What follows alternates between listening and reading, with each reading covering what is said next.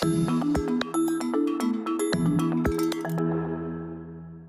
it sounds as though that kind of reflection also requires the teacher to challenge some of their own assumptions. Yes, it does, I think.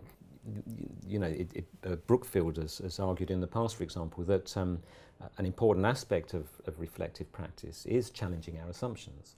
But of course, this is a very difficult thing to do because we don't know what our assumptions are. That's why they're assumptions. Our assumptions, you know, they are the way in which we interpret things that happen to us, the way in which we understand things. And there's an extent to which we need assumptions in order to live, to live our lives. There's a nice phrase, meaning schemes, from the literature on adult education. The idea that during our lifetime we develop certain meaning schemes, ways of understanding the world and experiencing the world, and new experiences, new information. Instead of changing the way we look at the world, we somehow manipulate this new experience, especially that which might challenge it. We manage to manipulate it in such a way that we can fit it into our existing meaning schemes. You know, I think we will understand how we do this. And you know, these are our assumptions. So to challenge them is very difficult. And one of the things about reflective practice, of course, is that it's very difficult to challenge your assumptions on your own, I think. For me, one of the important aspects of reflection on practice, if it's to be, you know, very useful, to particularly, you know, maximally useful, we might say, is that it's not always something that we do on our own. You know, it's something that we might do in discussion with other people, whether they are, you know, other teachers, other students, friends of ours. They might be our tutors at university or mentors in school or whatever. But it does seem very, you know, it clearly is very important, because there is no becoming, you know, if we don't challenge our assumptions, we will always just pretty much stay the way we are. And I think it's particularly, you know, if we go back to this issue about our own school days, for example, a lot of our assumptions about teaching and learning, of course, will have their roots in our own experiences of schooling. We'll have spent many, many years in school becoming used to certain ways of doing things. And we'll have obviously made decisions about what we think was good and what we think wasn't good, and so on and so forth. And inevitably, we're going to bring lots of assumptions about teaching and learning, you know, into the classroom with us. And you know, with beginning teachers, for example, we might encourage beginning teachers to explore certain theories of learning. And we know that many of them will say, "Oh yeah, that's good," but many of them will resist certain theories because it doesn't quite, you know, fit, or they will pay lip service to it, but they won't really challenge what they do.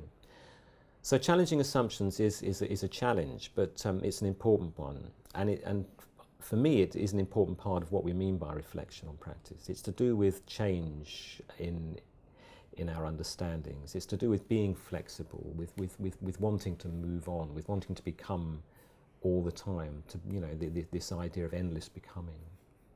So talking about reflective practice, in your book you actually develop that idea into this notion of reflexive teaching. Can you outline for us what that is?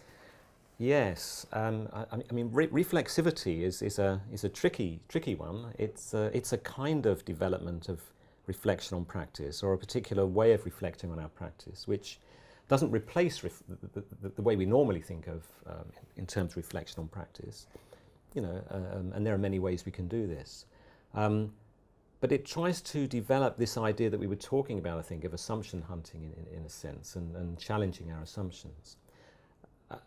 And perhaps it's easiest to talk about two strands to reflexive practice, or reflexivity, I should say.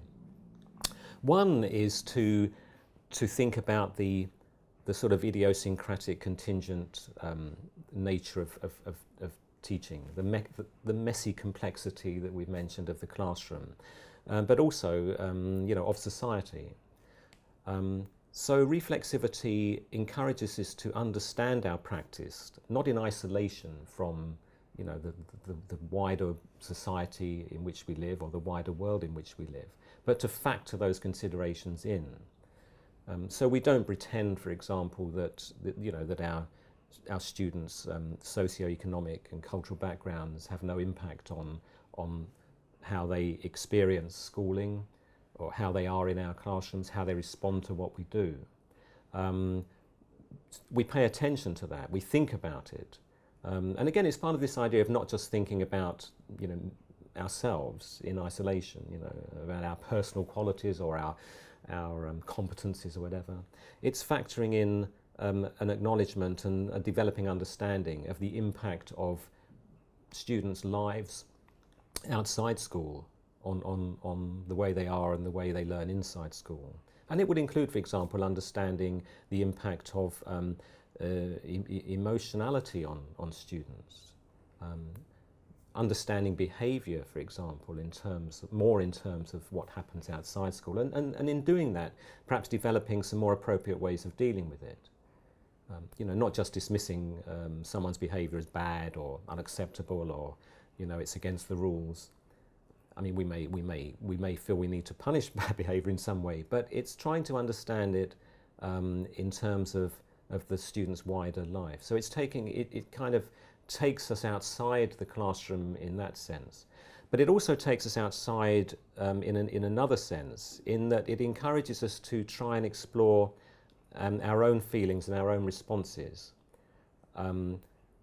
So for example, you know, if we feel that something has upset us, you know, if something has upset us in the classroom, we might begin to try and think about why it has, and that might involve exploring our own history, our own personal history, things that happened to us at school, in our families, and so on and so forth. So it's also about understanding our own emotionality, and not pretending that it's not important.